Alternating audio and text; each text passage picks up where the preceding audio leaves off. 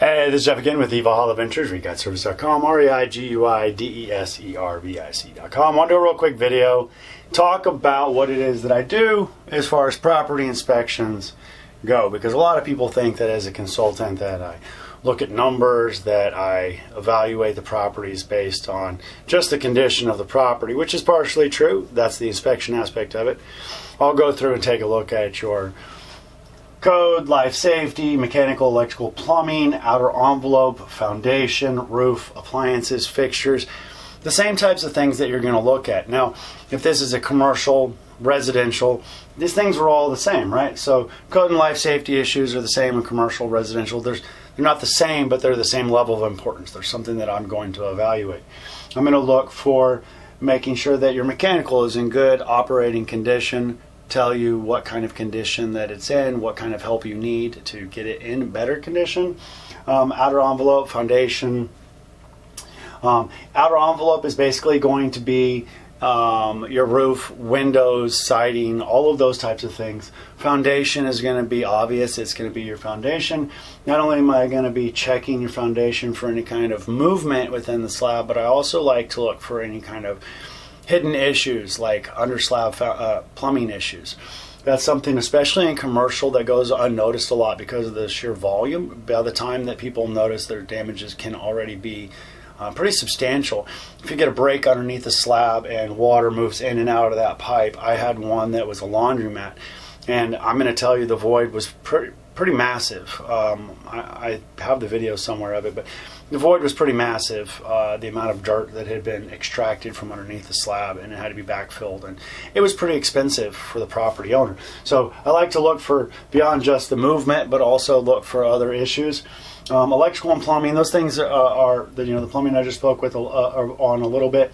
Electrical, I like to make sure that not only does the property have current electrical, but if someone, especially with commercial, is planning on putting in a restaurant or something that's going to take a lot more electricity, something that's going to require a three-phase, I like to make sure that they understand that if they're on three-phase and they're only using two-phase equipment, then or single-phase equipment, then what's going to happen is that you're going to have to step things up, step things down. There's going to be transformers involved.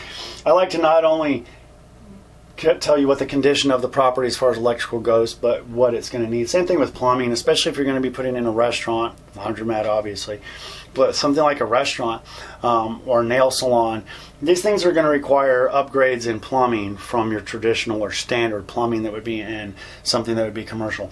Residential, of course, making sure that the plumbing is in good condition, something that, current code and all that stuff is fine, but there's some things with plumbing that you can do to really ensure that you're going to have some longevity and not have to worry about broken pipes and those kind of things that are outside of the code and life safety. Roof, of course, is pretty obvious. Take a look at the roof, do an examination of what kind of condition roofs are in. Flat roofs, pitch roofs, metal roofs.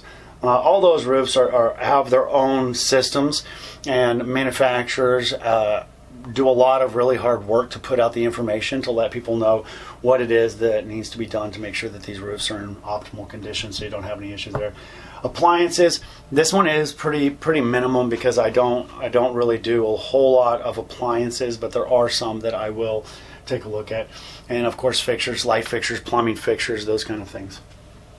What you don't get with a typical inspection is you're not going to get any kind of recommendations, costs, referrals, or how to. What I mean by that is the law is very specific in stating that there's things that inspectors can and cannot say. It's one of the limitations of having a license, of being a licensed inspector, is that you're very limited in what it is that you can provide for information. You can basically write out a list of all the problems, and those problems would be these things up here, the code, the life safety. They won't go through as much detail in these because they're only really looking at code for mechanical, electrical, plumbing. They are looking, if they're operating properly, if there's leaks, that kind of stuff. Obvious things they're going to tell you about. But what they won't do is they won't tell you about these code and life safety things. They're not going to tell you if these things are something that need to be fixed, or if it's something that's going to be grandfathered, what kind of risk that you're putting yourself at, those kind of things. They're not going to be able to tell you that. They're not going to be able to tell you what it's going to cost to bring these things up to code, what it's going to cost to bring these things life safety wise. They won't have any recommendations. They won't have any suggestions.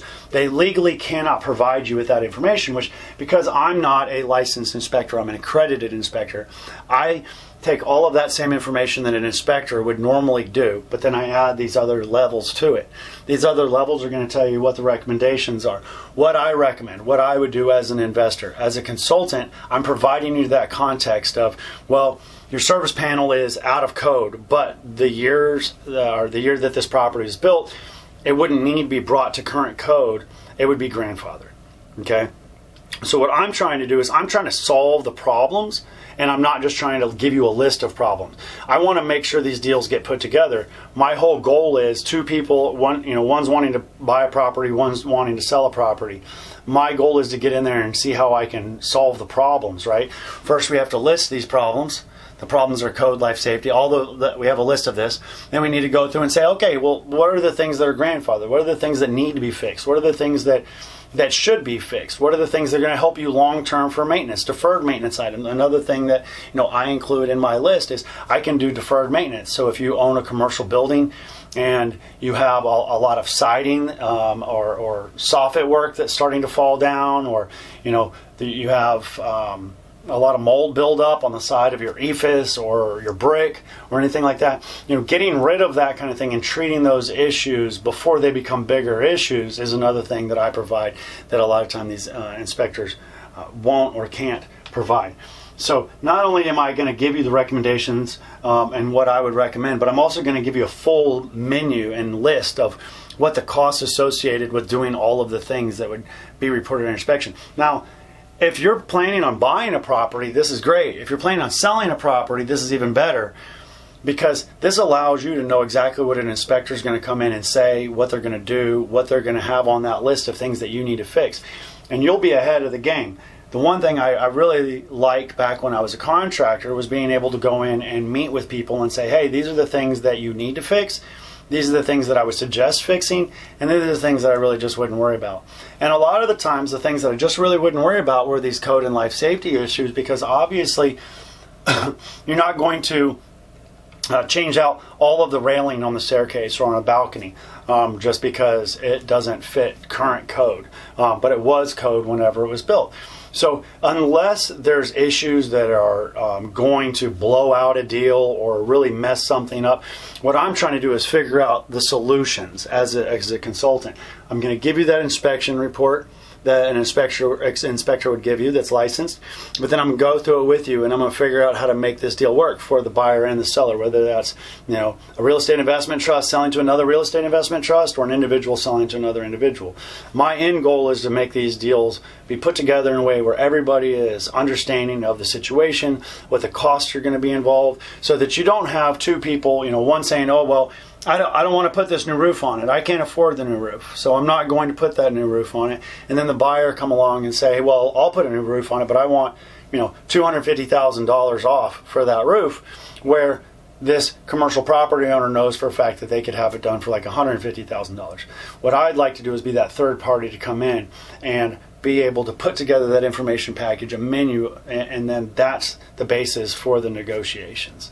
If there's anything I can do to help you, feel free to reach out. I don't mind giving free phone consultations, real quick, answer a couple of questions. I do have some virtual options online if you want to do virtual walkthroughs, if you'd like me to review any of your documents or paperwork, if you want me to do consultations on a property or portfolio, help you put together a portfolio of real estate.